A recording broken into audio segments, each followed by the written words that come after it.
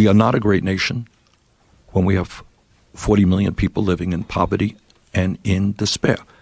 We're not a great nation when we have massive levels of income and wealth inequality, when 87 million people can't afford to go to a doctor today.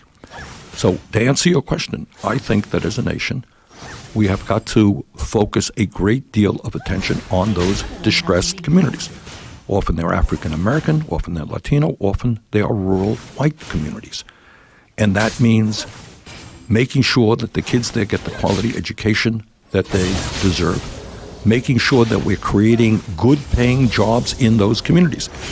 I voted against NAFTA, permanent normal trade relations with China, and other trade agreements because I knew that those agreements were written by corporate America with the goal of shutting down plants in this country and moving abroad.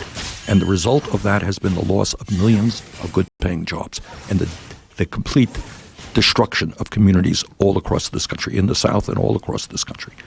So we have got to rebuild those communities.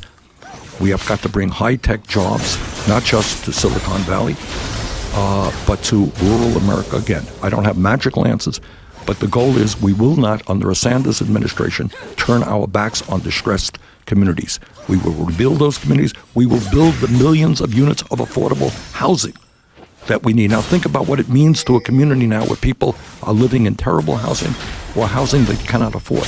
When we put young people to work, rebuilding their own communities, will that become an indication of hope and optimism? I think it will.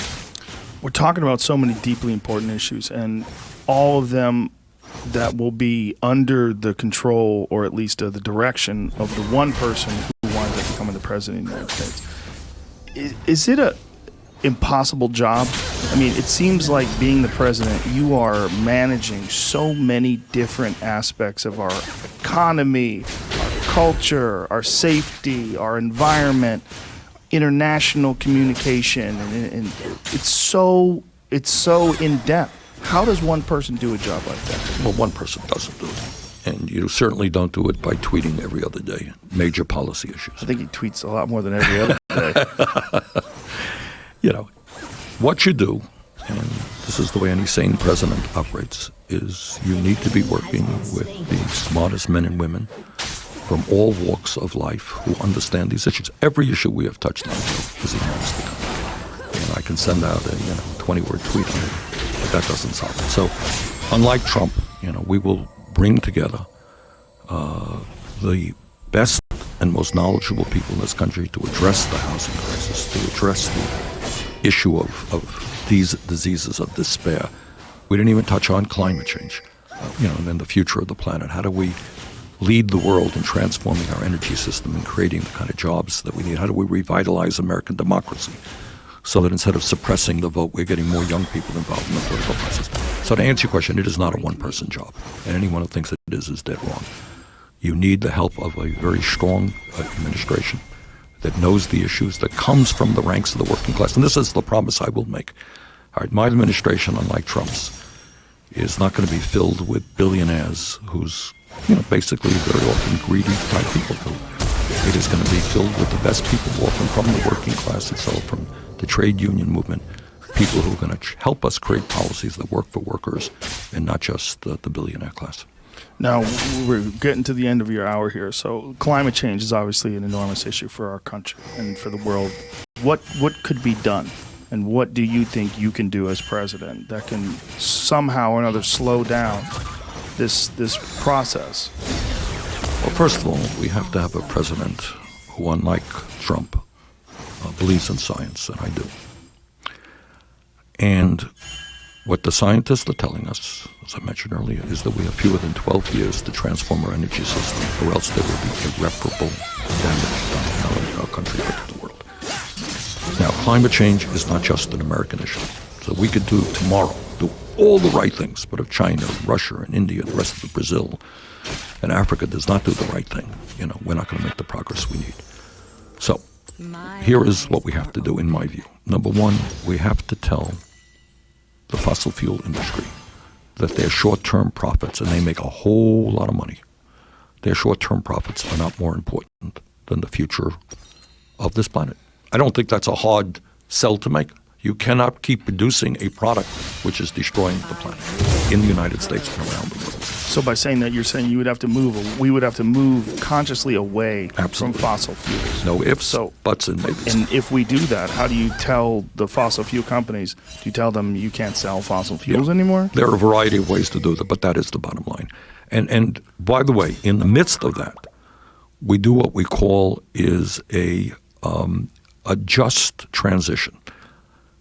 The guy out on the oil rig today simply wants to feed his family. The coal miners today want to feed their families. And we're not going to leave them. I'm a pro-worker. I have probably the strongest pro-worker record of any member of the Congress. So it is not my intention to throw these guys out and women out on the street and ignore the pain that they will go through. We are proposing billions of dollars to rebuild those communities and make sure that those guys and women get new jobs. So we're not just discarding people in the fossil fuel industry. But ultimately, the product that they are producing, which is now carbon emissions, is destroying the planet. So we have to move away from fossil fuel in a very bold way into energy efficiency.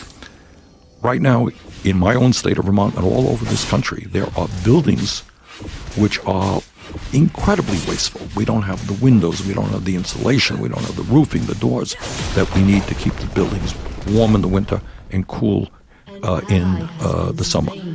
And we can create just an incredible number of jobs just retrofitting our buildings. Second of all, we need to move very aggressively to sustainable energies like wind and solar. In California, you're doing a good job with wind. Iowa's doing a good job. Texas doing a good job. We got to do much more. Solar, there is incredible potential out there. Price of solar has dropped in recent years. And we have got to not only transform the energy system in our own country, we got to lead the world in working with Russia and China. Because in this issue, we are in it together. And here's my dream. This may be a utopian dream. The world right now is spending $1.5 trillion on weapons of destruction designed to kill each other. And maybe, just maybe, if we had a kind of leader, and I hope to be that leader, who says to the world, instead of spending $1.5 trillion killing each other, maybe we use those resources to transform the global energy system and save the planet for our kids and our grandchildren. That's the goal that I have. Well, these ideas sound great, but in the competitive environment of global politics, how would you convince Russia or China or any of these countries to do something that would put them in some sort of a competitive disadvantage? Well, and the answer is, Joe, if we do not do that, in 50, 100 years, everybody's going to be in a terrible disadvantage. And look, I'm not, I'm saying, I'm not telling you that tomorrow it's going to happen. But you got to make the case. These people, Putin is a dictator. I dislike him intensely. Xi in China, very authoritarian, so forth and so on. But they're not crazy people. And presumably they have concern about their kids and their grandchildren. This is a planet under siege. I don't want to become a science fiction. You've all seen the movies, the media racing toward Earth. We're going to blow up the Earth. What do? Well, we got to get together. This is, in a sense, what that is about. When I think about it, in 1941, after Pearl Harbor, all right, we were faced with a war in the East with China, a war in the West in Europe with Hitler. Within 2 years, the United States had transformed its economy to address and win the war, basically in 2 or 3 years, by reindustrializing America. We can do it. We can lead the world. That's what we have to do. So, in your eyes, we have to look at the economy almost as if the same kind of threat, the environment, as if it's the same kind of threat as Nazi Germany, and act together. Look, if you asked the Defense Department, you asked the CIA, you asked defense people all over the world, tell us what the great national security threat is. You know what it is? It is climate change.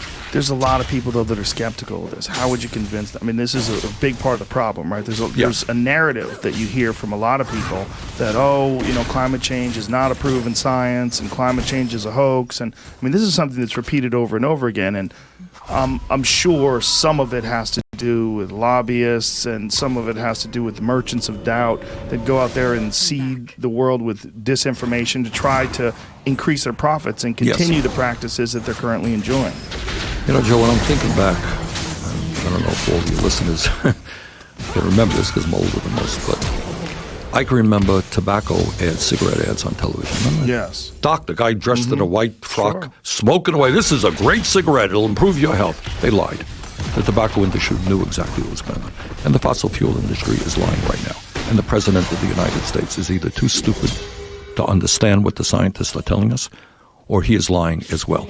Climate change, look, I am not the scientist. This is not my idea. I listen to the scientists. The debate is long over.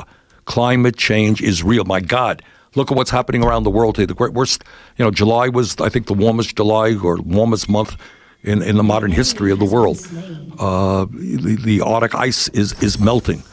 Heat waves in Europe. All right, just look out the window at what's going on. So this is not Bernie Sanders talking. This is the scientific community. Climate change is real. It will only get worse if we do not act boldly to cut carbon emissions. Well, we just did an hour, sir, so I'm going to let you go because I know you got very important things to do. One last question. If you got into the office and you found out something about aliens, you found out something about UFOs, would you let us know? Well, I'll tell you, my wife would demand that I let you know. Is your wife a UFO nut? No, she's not a UFO nut. It's just, Bernie, what is going on? Do you have any access to records? And you don't have any access? I don't, honestly. No? I don't know. Okay. You let us know, though? All right, I'll be on the show. We'll announce it on the show. How's Please. that? All right, Please you got do. it, Joe. Thank you, sir. Appreciate your time. Joe, thank you very much.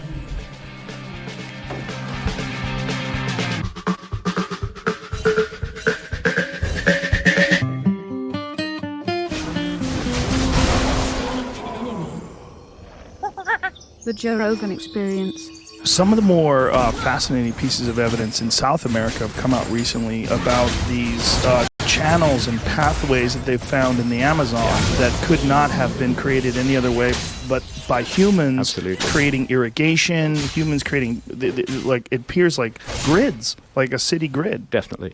The Amazon is a colossal mystery, and it's one of the subjects that I explore in depth in America before. First of all, to give some basic figures, the Amazon basin is huge. The Amazon basin is 7 million square kilometers in area. And within it, 5.5 million square kilometers remains almost entirely unstudied by archaeologists. And that's the 5.5 million square kilometers that is still covered by dense rainforest. And to put that into perspective, 5.5 million square kilometers is the size of the entire Indian subcontinent. So It's like saying, we've done world archaeology, but we've just ignored India.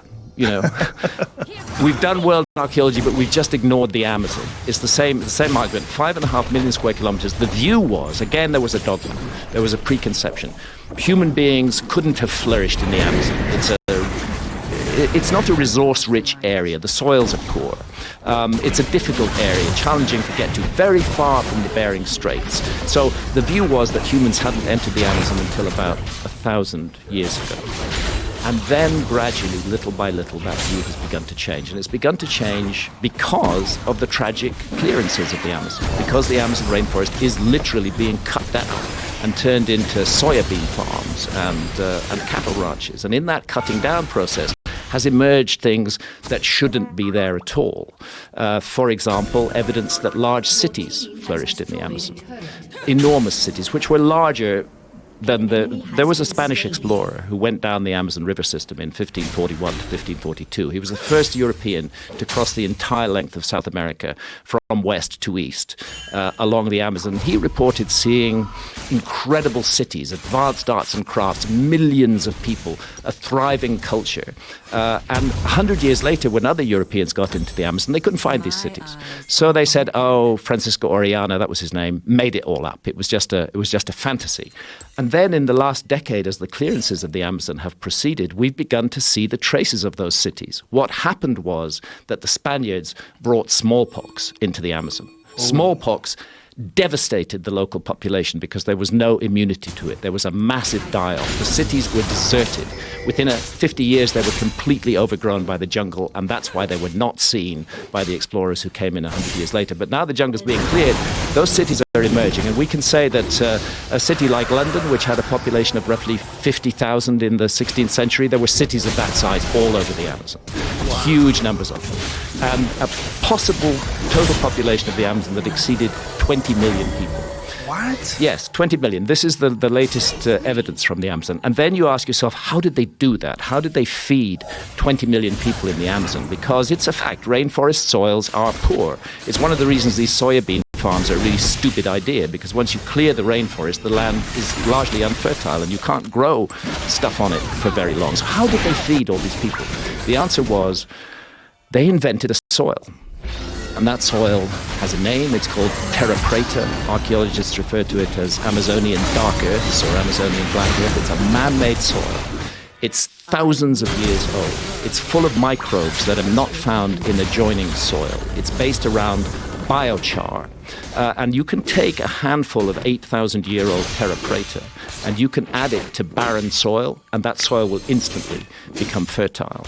It's highly sought after in the Amazon, and it explains how they fed these people. There was science in the Amazon. How did they create this? Well, this is something that's not understood. It's still not understood by soil experts to this day as to how that was done, but it's one of many intriguing pieces of evidence of much higher development in the Amazon that it has been given credit for, and of a kind of science in the Amazon. Jamie's got an image of it up there. So this is it? This is terra preta, yeah. Exactly. Wow. Exactly. And so was that done by burns? Did they use controlled burns? They did.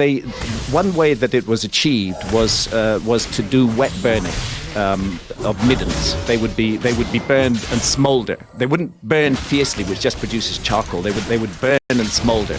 And that, what is called biochar, would result, and that's part of the fertility of the soil. But the mystery is the microbial content of this soil, which is completely different from the microbes in neighboring soils, and that remains unexplained. So, what are the theories? Composting, some sort of advanced composting? Yes, some sort of advanced composting. But again, what has not been explained is the microbial content of these soils. So there, first of all, is an issue of how. Two things: how large populations get fed in the Amazon, and evidence that there was a culture in the Amazon that was capable of manipulating the environment in such a way that it could support large populations with the invention of terra preta. Secondly, new evidence, previously not recognized: the Amazon is basically a garden. The Amazon is a man-made rainforest. There are certain trees like Brazil nut trees or the ice cream bean tree, which are food crops, which are very, very valuable, and they dominate the tree regime in the Amazon. They're what's referred to as hyperdominant species. In other words, people living in the Amazon over thousands of years selected certain trees, which they then cultivated and grew. So the whole thing is not simply a wild, pristine rainforest. It's a very ancient man-made environment. And emerging from that man-made environment, as well as evidence of large cities, large populations, and this mysterious dark earth, are huge geometrical structures. And again, I go into this at length in America before because I love this mystery. We have in the UK structures that are called henges. I live in the city of Bath, and about 30 miles away there's a beautiful site called Avebury. And another more famous site called Stonehenge. And what a henge is a ditch which has been dug deep, and then an embankment has been pushed up outside the ditch. When people first saw these structures, they wondered if they'd been built for defense. But then it became obvious they hadn't been built for defense, because if you want to create a moat, you put it outside your embankment, not inside your embankment. So a henge is an earthwork which consists of a deep moat with a large embankment outside it. And it can be circular, it can be square, and in the UK and other parts of Europe, it often contains stone circles, megalithic stone circles as well. But the henge itself is entirely an earthwork. What we find in the Amazon are thousands of henges that are now beginning to emerge from the cleared area of the jungle, and others that have been identified for the first time with LiDAR. LiDAR technology is being employed in the Amazon. It's non-destructive. You can see what's under the trees. What is LiDAR? Light imaging and detective radar. They bounce laser beams down into the jungle. There's a whole pattern of them. You need helicopters, and but it doesn't damage the rainforest. And you can strip away and see what's there. If this isn't too much of a diversion, let me give you the example of Guatemala. Guatemala is a small country. If I remember correctly, it's not much more than 100,000 square kilometers in size. It is filled with intriguing Mayan ruins. Everybody has heard of Tikal. What archaeologists didn't know was that literally within walking distance of Tikal surrounding that whole area were more than 60,000 structures that they hadn't identified. And these have all been identified by LiDAR in a country that's just 100,000 kilometers in area. So you have to ask yourself, in that 5.5 million square kilometers of the Amazon, if LiDAR technology could be applied comprehensively, what would we find beneath there? And the evidence already is extremely tempting and extremely tantalizing. And I'm intrigued by these huge geometrical figures, which involve primarily circles and squares. And they are classic henges in the sense that they are deep ditches surrounded by huge embankments. They're extremely geometrical. For example, you can find an octagon surrounding a square. At a place called Jacosá in the Amazon, you can find a square perfectly enclosing a circle. Now that is an exercise called squaring the circle that our academics have given to the Greeks. They said the Greeks were the first people who performed that exercise. But now we find in dated sites in the Amazon that this was being done in the Amazon long before the Greeks. What are the dates? The earliest dates that have been found in these sites now are about 3,500 years old. About 3,500 years old. But the evidence is that the sites have been constantly remade. And what intrigues me is what remains in that 5.5 million square kilometers that has not been investigated yet. We are just, I think, looking at the edges of a mystery. The archaeologists involved, who are mainly from Finland and also from Brazil, feel the same. Their estimate is that there are thousands of these structures remaining in the jungle, and they're open as to how old they may ultimately prove to be. The investigation needs to be done. But what's fascinating about them is this very powerful geometry and astronomy. So a number of the sites are perfectly aligned to true north, true south, true east, and true west. I'm not talking about magnetic north. I'm talking about true astronomical dawn. To do that, there's only one way to do it, and that's with astronomy. So that tells us that astronomers were at work in the Amazon. The geometry is very complex and very precise. That tells us that people with geometrical skills were at work in the Amazon. And thirdly, the scale of the sites, hundreds of meters, gigantic earthworks on the scale of hundreds of meters, tells us that this was a highly organized project that was undertaken on a very large scale by very large numbers of people. It's a wonderful mystery, and it deserves much further attention. And that's Jacosá, exactly, the squares. Wow. Squaring the circle. So you can see the outside embankment, and then inside it is the square ditch, and then there's another embankment inside that, and a circle inside that. Crazy that they made a road right through that. What Well, a assholes. modern road, yeah, because there's no respect for the ancient world, unfortunately. And there's another one. Look at that. Wow, Yeah. that's incredible. So there are thousands of these things. How they found the stuff that they found in the Amazon, what imaging technology were they using to find all this? Initially, it was entirely found because areas of the rainforest had been cleared. Economic interests said, we want to make a cattle ranch here, or we want to make a soya bean farm here, so we're just going to clear the rainforest. In the process of clearing the rainforest, they start discovering these earthworks that had previously been completely overgrown by the jungle. Then the next step was to say, what can we do to find out more about this? Obviously, they don't want to destroy more jungle.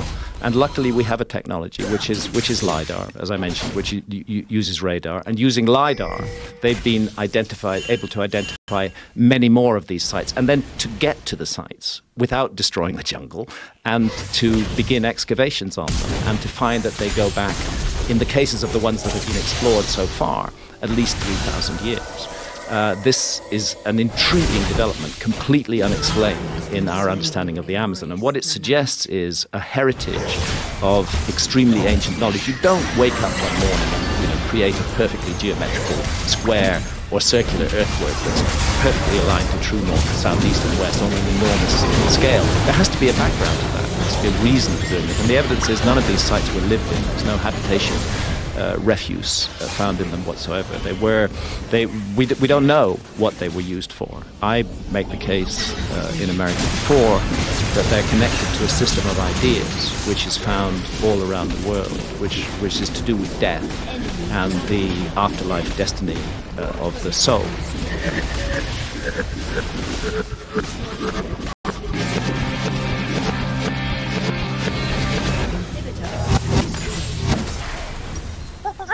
The Joe Rogan Experience. So what was the motivation behind creating this book, America Before? It's a curious mixture of things. I have been exploring the possibility of a lost civilization for more than 25 years. That was the essence of my book when it was published in 1995. There has been a huge forgotten episode in human history. I continued to follow that in a series of other books, and by the time I got to 2002, when I published a book called Underworld that followed 7 years of scuba diving on continental shelves looking for structures that were submerged by rising sea levels at the end of the last ice age, I really felt I'd done it. I felt I'd walked the walk. I'd put out to the public a massive body of information, and I thought my role in this is over, and I can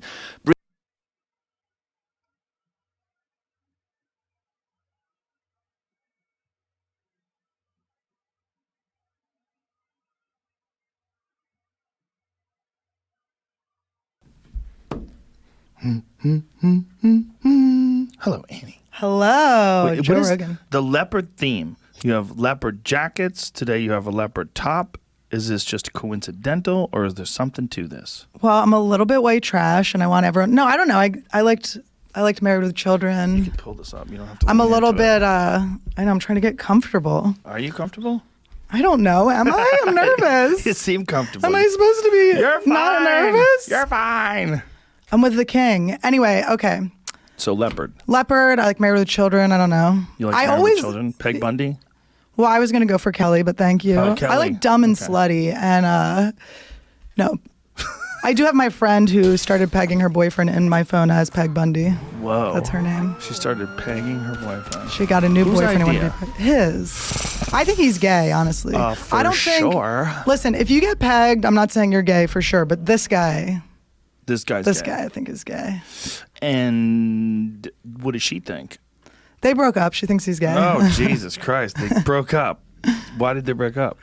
He was emotionally unavailable because he's gay. Wow.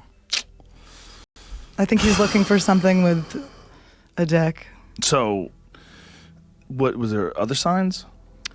With him that he might be. I don't know. I think that he just was not. Maybe he's just an emotionally unavailable guy, but he seemed to have a lot of issues around wanting to get dicks in his ass. So it seems like maybe he needs to try maybe a less plastic one. Yeah, well, he probably is already trying it, don't you think? Maybe. I mean, I don't think he just. Why just would you stick waste with your rubber. time with a rubber I don't dick know. strapped to a woman if you could just go get? Maybe Jesus. Jesus Maybe made some Christian stuff like you just can't. Oh, yeah. I Can't don't- take the real dick. Yeah, maybe it's like internalized homophobia. Or, Probably. Or maybe he's just like transitionary. Like maybe 2 years from now, he'll look back and go, God, I used to make girls fuck me in the ass. I was such a dickhead. Why did I do that? I should have just come out. yeah, or maybe he likes the feminine aspects of a woman and the rock hard cock part of a dude. There's a lot of people that like that. He needs to get. There needs to be like a. Well, I guess that's what a. He needs a hermaphrodite. Is what he Yes. needs. Well, Whitney Cummings was telling me that those sex robots, you know, you saw her special, Mm-hmm. They made a sex robot, that they're really popular where they have a woman's body and a dick. Those ones are really popular. All right. All right. You that's get to a good live answer. your. You get to live your. You're just your whole greedy. thing. You just want everything. Inside, outside, give it to me. Ah. I had a guy call into my podcast about his wife won't peg him enough, and he's a cuck, but she Enough? won't. Yeah, but she gets tired? makes love to him while she pegs him, and he wants to be Oh, just God. destroyed, you know. Oh, Jesus Christ. And he's a cuck, but she won't fuck black guys. So he's Oh like, my I'm like, I God. feel like for what you want, you should be very grateful. You have this woman that's pretty down, but there's always more. So I'm wondering if he just wants more, or if Isn't his that ultimate. the same with, but just that's how it is with people. If you go back to the early days of porn, it was basically just pizza delivery men and sorority girls and sex. And everybody had a bush.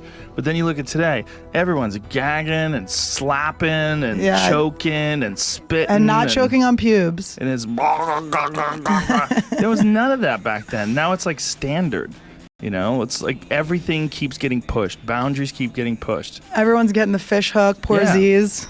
It's fucking Aziz watched weird. the wrong porn. Aziz? Oh, did Remember when he fish got hook he got that in girl? trouble for fish hook? Yeah, what a disaster. Have you seen a special? I haven't watched it yet. I watched a clip and it's shot so bad. it's like you see him and then you see people behind him in the backstage area milling around, and he's on a seat. It's so dumb. It's like there's doors open in the back and then people walking behind the doors. It's like some odd artistic choice to try to be like, It doesn't matter that I'm up here. yeah, like it's no big deal. Life still goes on even though I'm up here, which means you were thinking that life doesn't go on and you wanted to show people that life goes on. You were insecure about how narcissistic you are, and then you tried to fight it. Well, I was thinking it was the director's choice. Or was the director? Who was the director? Spike Jonze? Yeah. I think he tried to do something crafty, which, is kind of interesting in any other format. I mean, it'd be interesting if it was a conversation, it was just, two people talking and they're in a public square and you see people milling around behind them. That's not distracting. But with stand-up, the more things you have to think about other than what the person's saying, the more it's going to take away from what the person's saying. Yeah, it does feel weird to just... I mean, I go on with a leopard print jacket sometimes, but I like to dig myself a little hole. Yeah, but the leopard print jacket's just cool. It's just funny. It's not distracting. It's just here she is. I like, I have my toy sword. I don't know if you've been around for any of those sets, You have but a toy sword. sometimes I bring one on. It's late at night. You got to wake them up. You got to wake them up. Like just a plastic sword from the toy store. I spend a lot of time with props.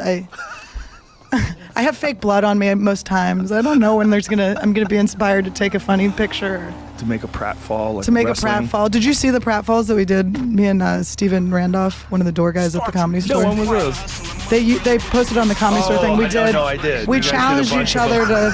to 3 pratfalls. It's so embarrassing. Listen, after Brody died, I was like, I'm going all out. I'm experimenting. I'm having as much fun as I can. Obviously it's about jokes, but sometimes you gotta really just have your time with it. The Brody one was hard. That was good. Yeah, that was one that it just felt like swallowing a dry rock. Yeah. Like, how? How's that guy gone? It just he was just such a big presence, and then it's sad to. I don't want to talk too much about ayahuasca on here because I know that's what everyone does, but I did when I did trip on ayahuasca, it was right after that, and it helped me a lot with that because I kept thinking about how sad it was that he couldn't feel us hugging him. We loved him. Brody was loved. We loved that man. He was our brother, and that was the sad part. Well, I just feel like there's no way any of us could ever understand what's in anybody else's brain. I don't know what's in yours, you don't know what's in mine. It's like we assume that there's a similar thing happening inside our head as other people's heads, and I think that's wildly incorrect. And I think some people are just in pain all the time, and there's not much you can do as a friend to help them. I felt the same way about Bourdain. When Bourdain died, it was just I don't get it. I just don't understand how someone who's so loved, he has this amazing job, this beautiful daughter, and he has this life that's extraordinary, very interesting and deep, and he gets to meet these fascinating people and travel the world and expose people to all these incredible artists, culinary artists. You okay, homie? Yeah, still. The guy bounced my wife. Which guy? The guy And I just think about it. It's like, so they're okay, they're off wherever we go or whatever happens. They've came back. They're floating around somewhere. But it's like selfishly, I'm like, I want more Brody. I want him back. Of course, yeah. And it's, and then you see people, they just fade. Each year goes by and which is gonna happen to all of us. So. Yeah. But luckily he had a lot of catchphrases. A lot of stuff online. The poster in the back of the store. Oh, I love it. I kiss it every time I walk by it. Do you really? Yeah, I lick it. I give it my herpes. Wow. I don't have herpes yet. Joe Rogan But audience. if you do, it's on that. It's okay. And honestly, if you have it, it's fine. When are we gonna have a vaccination? They must have one already. They've The got government's keeping it to. from us? Sure. What do you think, conspiracy theorist? Jamie's not a conspiracy Yes, he is. Why do you say that? Because he already sparked up when we talked about the aliens thing. Oh, did he bring up Ohio? Check it out. I left it all out. But he got his eyes. There's just something. There's a spark they have.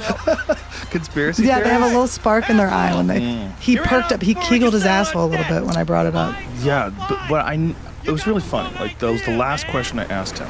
was about UFOs, just kind of almost as a joke, but Yeah. just as a goodbye, you know, like to keep it silly. That's all I'm reading. It's in fucking hundreds of articles. It's all Bernie Sanders says he will tell the world about aliens if he becomes president. That's the thing that they took out of that. Well, it's smart of him. It feels like Trump straws. It's like smart. If Bernie had said it, if Bernie had brought it up, I would have been like, that is a brilliant tactic. But don't you think the people that believe in aliens are already going to vote for, or that are the most hung up on it? No. You don't think they're the same? No. No. I think they vary wildly. Conspiracy theorists are left wing, right wing, and the alien one is different than any other one. And I think there's a lot more people that are that are alien lovers that cross both sides. I think it's just one of those things where you Like want alien space lovers, daddy. guys that fuck aliens. No, that's, I'll only that's fucking alien aliens. fuckers. You're holding out. Do people- Dr. Manhattan. Yeah. Do people claim that? I bet you they do. Oh, for sure. Do you know there's people really into Bigfoot sexually? There's like all these novels written about Bigfoot. It's like, just go date a tall Armenian. No. It's not that hard. Go to Glendale. They're everywhere. Go to the Galleria. There's Bigfoot. This is a very localized reference. There's Bigfoot porn. You get it. Bigfoot or I get it. Bigfoot erotica. Yeah. I mean, it's like really common. What if he had a small dick? Like you always hear about the really tall guys with the tiny dicks, and when I say hear about them, you hear about them. Look at this. Seduced by Bigfoot. Ooh. Like, come for Bigfoot. Virginia Wade. Bigfoot Narrated bitch. by Lolita Young. Wait a minute. Narrated. I mean, this is an audiobook?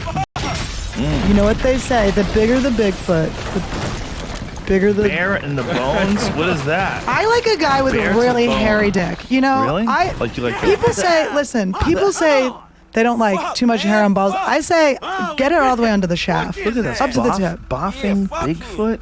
What is happening? I like that her name's Ann L. Oh, wait. Gay Bigfoot. Look at this last row. Ann L. Pro. What is gay Bigfoot? Look, he's smoking a Last cigarette row. after he fucked. Look at that. What the fuck? Mouthful of Sasquatch. Oh my god. I feel like I've met that man. That looks like one of the door guys at the Comedy Store. That's one of the door guys that got fired. This is a whole genre of erotica. There's a bunch of women that write these books. This Virginia Wade lady is she's apparently very prolific with her Bigfoot erotica. She writes quite a few of these. How many does she have? I was just hiding there. At least 13 to come for Bigfoot. Come for Bigfoot number 13. She just makes shit up. And then there I was walking the dog. And the dog had a heart attack. Next thing, Bigfoot's dick is in my mouth. I have a good pun. Harry and the Hummersons. Henderson. Don't think Harry and the... think it out loud and then just. I was sounding it out. I can't read. Everyone leave me alone. What would you expect me to come on and be fucking smart? So there's at least 13 books. I bet Virginia Wade lives in a fucking giant mansion, drives around in a Rolls. They'll run top of that. It's probably a dude. No, I bet it's with that Bigfoot 5 baby. Come for Bigfoot baby. What is that? See that one? Come for Bigfoot. 5 baby. Why does it say baby? See that? Seymour, right hand side, all the way to the right, all the way to the right, all the way to the right, up above it. There you go. Bam. What is that? Shit. The fuck is that? Maybe they have a Bigfoot baby. It looks like a come insider one. So she's got. Let's find out. Google Virginia Wade's big. Is that her right there? She looks normal. Is that a photo of her? Go We've back. got to Go back. start. Go back. Oh, okay. Is that her? Is that Virginia Wade? That's a normal looking lady. Oh, Amazon pulls bought by Bigfoot romance novels from shelf. What? Why are they censoring Bigfoot porn? Look at the... Might have been her. Yeah. Okay, why didn't anyone tell me about these literary treasures? Oh my god, I thought for a second the long but interesting read was about the book. This is a long but interesting read. Why are they pulling it? Why are they pulling this? Stay-at-home mother from Colorado. Of course she is. No real writing experience. No, has- real, of course not. You don't even have to be good. I mean, She spent all day waxing her nipples. She couldn't get to come to terms with her hairy body, and then she realized all she needed was to find her match. she says, I get this crazy idea for a story. So she sat down, wrote the entire book in the shower. Oh my More of a god. novella. There's no second draft. That's what I love to hear from my authors. You wrote this all in one draft. She said just 12,000 words in a matter of weeks. She's been considered trying to sell it to a mainstream publisher. Instead, she went directly to Amazon's Kindle Direct Publishing, an online platform for self-publishing, 70% royalty rate for authors. I think she sold a fuckload of those. Here's the line from it. Oh, fuck, man. I don't think he's monogamous. But what's Bigfoot? So click on that Bigfoot Insider monster porn Amazon crackdown link. So let's find out what the fuck's going on here. Why would they crack down on that? Ooh, I'm fucking extra. My heart ain't pumped like that in years. okay, what's it Yeah, saying this here? dude's so hot. Author Virginia Wade's fiction debut followed a group of women who embarked on a week-long camping trip to Mount Hood National Forest. They are in the shadow of Oregon's highest mountains. They're kidnapped and sexually assaulted by How a mysterious confusing is woodland this? creature. What the hell is that thing? Asked one protagonist. That's some good writing. It's fucking Bigfoot, hissed Shelley. He's real, for fuck's sake. Heart filled her eyes with a huge C dash dash dash. I'm saying that says cock. Corn. In the book, His feet are fucked up. with decidedly un-PC title like Come for Bigfoot, CUM, of course. It's just the first of 16 fiction ebooks Wade, a pen name, has written about the legendary but sometimes known as Sasquatch. Each legendary beast, each detailing a series of graphic and often violent sexual encounters between the ape-like creature and their female lovers. Okay. Wade has made an exceptional living writing these stories. Wow. Okay, but why did they take him down? This reminds me of my friend from middle school's boyfriend who was Sicilian. He was just so hairy and he looked. It's been downloaded more than 100,000 times. Holy shit. That's $5. That means she made $500,000 for that fucking For 1 shitty hour of book. work. Well, she made 70% of it at least. Do you Okay. think, I bet you the other books didn't take as long either. Wow, during her best months, she's netting 30,000 or more in a month, writing Bigfoot jerk-off books. Wow. Taken by pirates. Oh, she branched off into other genres. It's all just getting fucked. Taken by pirates, seduced by the Dark Lord. It's like getting fucked by demons and pirates and hilarious. I'm getting traumatized. A traumatic thing is coming up for me right now. It's weird. Do you want to hear it? What? My mom wrote romance novels when I was. Shut the fuck Yeah. up. They What were. kind? Did you read They were never published. No, I didn't read them. They were never published? So it was really just a fuck journal. I thought the owner was banging my wife. You read your mom's fuck journal? I didn't read it, but she had romance novels around, and I would definitely. I knew I was really good at skimming to the sex scenes. I knew how to flip through. To like my bean to it. So, your mom wrote. She was a part of this thing called Romance Writers of America, and she actually won awards, and then she never followed through. So she could have published the book and probably had success. And then she had a whole, it was like a whole suspense romance. Selena's Revenge was what it was called. She wrote this Selena, book. like Yeah. the singer? No, but that's really funny. She came back to she's life. to fuck Zombie. Bigfoot. No, she fucks the girl who killed her. Makes her read her Oh, pussy. yeah. She's dead. I like that lady. You alright? That little weirdo. I mean, I don't like her because she killed her, but she's like a real weird. You mean the girl who killed The Selena? obsessed, like she, you know, what she reminds me of. She reminds me of. No, I definitely don't like her. But she reminds me of the little woman from. Look, I only know one way to make money. Okay, can't remember. What's I'm it gonna have called? to give The it up for- David Lynch. Lester, That show, Which one? Twin I Peaks. think he's in Which town one? somewhere. Wasn't there a little lady in it? Track him I don't down. remember Twin Peaks very well. I But only there was a watched little few lady in it. I episodes always way back remember- in the day. But I just remember it usually from the TV movie with Jennifer Lopez in it. Did she play Selena? She played Selena. That was her big break. She was Really? a fly girl. Yeah. And then she got super hot, and that big ass was exposed to us in Selena outfits. That's interesting. But why'd that girl kill her? She was her assistant, right? Yeah, she was just such a big fan. I think she was Is just this obsessed still with the number her. for Lester So she Crest? killed her because she was a big fan? Who's People are asking? fucking Who's crazy. asking? You're awful cagey. She probably hated her. She made her wash her laundry and shit. Even for She was her your assistant, man, right? Michael. Or I think she was the head of her You don't fan sound club. good, Assistants buddy. get weird. Tactful and charming. You ever even hear the in David death. Spade story? Hey, come see me, old His friend. assistant I'm tasered living in him and Los fucking Santos. tied him Oh my up and God. shit. Wanted to go in Marietta jail. Heights. Yeah. Whoa, wait. I guess. Was it a girl or a guy? A guy. Hello? Was he trying to fuck him? I don't think You so. I think he just hated him. Oh my God. I feel like Spade would be a nice employer, but maybe not. Maybe not. Maybe he is now. He's got tased better and be. beat up. Wow, I didn't know that. Yeah. See if you can find that story. Spades had some shit happen. He got catfished. He got catfished? He got catfished, but he told it on the Norm Macdonald show. Who catfished him? Someone catfished him. He thought he had met this model on Twitter. LOL. And then he saw the model in real life and was like, hey, Twitter. And she's like, what are you talking about? He's like, so embarrassing. Spades cool as shit. There goes. David Spades' assistant pleads guilty to assault. Michael. Make that larger, please. I'm looking through my appointment book. Oh my and I God. don't see your name. David Spades' former assistant pleaded guilty to assaulting the comedian with a stun gun and agreed to seek counseling for drug and psychological problems. Beverly Hills Superior Court Judge Eldon Fox also sentenced David Warren Skippy Malloy on Thursday to 5 years probation. That's it. Do not hire someone named Skippy. Ordered him to stay at least 100 yards away from Spade and perform 480 hours of community service. If somebody tased me, I want more that's not enough. community service. Because that's a threat, and they tied you up and shit. How did it end? Wait a minute. It says David Spade, 36. Who is this? In the 20s? 2001. Shut the fuck up. Really? It's at the beginning of our 2000. Okay. Oh my God. He tied him up.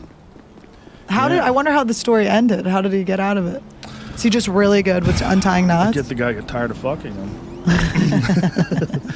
And getting shocked. Says he was angry in a psychotic state due to cocaine the morning of the attack. Dun, dun, dun. I mean, I've done coke before. I don't think I've been like, let me tie up my boss and taser him. You've never done coke with David Spade. You're right. Or around him. Yeah, maybe he's, telling you to take the dog out. And you're like, I can't do this anymore. I can't. I'm too hyper. Said the co-star of the NBC sitcom Just Shoot Me in the new movie Joe Dirt said at the time that Malloy, a 30-year-old aspiring actor, was a friend who is obviously mentally troubled right now. Wow. And I'm more shocked by Joe Dirt as a new movie. Yeah. We're digging back. 2001. We are digging back. Well, fuck. That seems like a long time ago, but you know what doesn't seem like a long time ago? 2009. You say 2009, you're like, oh, that just happened. Nope. 10 years. A decade. Like 1960 to 1970 seems like forever. 70 to 80 seems like forever. 80 to 90 seems like forever. But 2009 to 2019, for whatever fucking reason, seems real close. Yeah, and it's not. It's not. It's not 10 close. Whole years. Style will show you that too. Because I was born in '83. I'm 36, and the younger kids right now are dressing like I dressed in high school. Like it's cycled back around. They're in my styles. Yeah, but that's then like not 2009 to 2019. Is there a difference in style? Yeah. This is coming from someone that's zero style. Yeah, there is. What is it? It's okay from 2009. I would say 2009 was maybe when they started having. This one. I have to remember where I was in life. I just moved to New York. People were wearing. I don't know. I had lived in Santa Fe and I was drinking a lot, so I definitely had. I quit drinking in 2009. I still have never been to Santa Fe. I started comedy then. Santa Fe is supposed to be a weird place. That's where I met Tate Fletcher. Holla, Caveman Coffee. I met Tate in Santa Fe. He used to come in with a bunch of sober dudes after a meeting. I don't know if I'm supposed to say this, but whatever. He's pretty open about it. But I mean, it was the truth. They were so annoying. I was like a drunk. I was wasted at this cowboy bar. You have to wear a cowboy outfit. You have to? You have to. That's your uniform. Really? Being a waitress is not humiliating enough. You also have to dress. Just have a John Deere hat on. No, you had to wear a cowboy hat and you had to have a shirt that had yokes on it. Oh, if you worked there. If you worked there. Not when you went in, yeah. That would be crazy. That would be crazy. But so Tate would come in with a bunch of people and they just wouldn't order alcohol. I mean, it was just like low sales, high maintenance. It was like, who is this fucking guy? He's so big and ridiculous. And then I was talking to him. I didn't quit drinking until I moved out of Santa Fe, but I told him I wanted to do comedy and he made them turn the karaoke night into a comedy show for me. Really? Yeah, and I got to do comedy. That's the first time you ever went up? Yeah. Wow. Did you have things prepared? Yeah. No I had kidding. jokes, yeah. And then Were you hammered? Yeah. and then I moved to New York to do comedy and I crashed I had a little scooter, a Yamaha Zuma. Mm-hmm. And I crashed it because I would drive drunk all the time. That was my happy place. Like to this day, it really was. Honestly, that feeling of like driving wasted on a scooter was the wind blowing through your hair because you're not wearing a helmet. The thing about scooters is you don't really think you can kill anybody else. So it's not that bad to drive drunk. Yeah, but you only gonna can. You fuck can yourself get in up. the way of someone else. You Sure. can do anything. I fucked myself up so bad. I woke up just had blacked out completely. My face was split open. I had road rash all over my tits. This was Father's Day 2008. You don't remember falling? All I remembered, I just remembered like little pieces. I remembered that someone helped me. I woke up, I was living at my friend's house. I woke up at the house. He was staying at his girlfriend's house, so I was there alone, but my chin was split open. I'd been wearing a dress, and it looked like my throat had been slit. Like there was just blood all the way down it. Road rash all over my tits, all over this side of my arms, my knees. Like I just was fucked up. You just face planted. Just face split open. I peeled out and like just went chin first into everything. And then I remembered that a girl that didn't like me had helped me. That's all I could remember. It was someone who usually hated me, helped me. Wow. And then so I went to the hospital. I called my roommate. He came back. I went to the hospital. I got 9 stitches and I was still wasted. I was still so hammered. And the doctor kept going, "Were you drinking?" And I kept going, "Just between us?" He's like, "Yeah." And I went, "Nope." I was like, "I'm not going to fucking jail, you motherfucker." I was like, "No, I just crashed my scooter. It's crazy." He didn't know that I didn't wake up to drink through the pain. So then I got the stitches, and I was friends with all the cops in Santa Fe because I was an alcoholic. So that's a really good plan. You got to befriend them so they don't arrest you. And they had told me if they had caught me, because I ended up finding my scooter on the side of the road. My friend drove me around. So I found out where I had peeled out, and there was like a bunch of loose gravel. So I just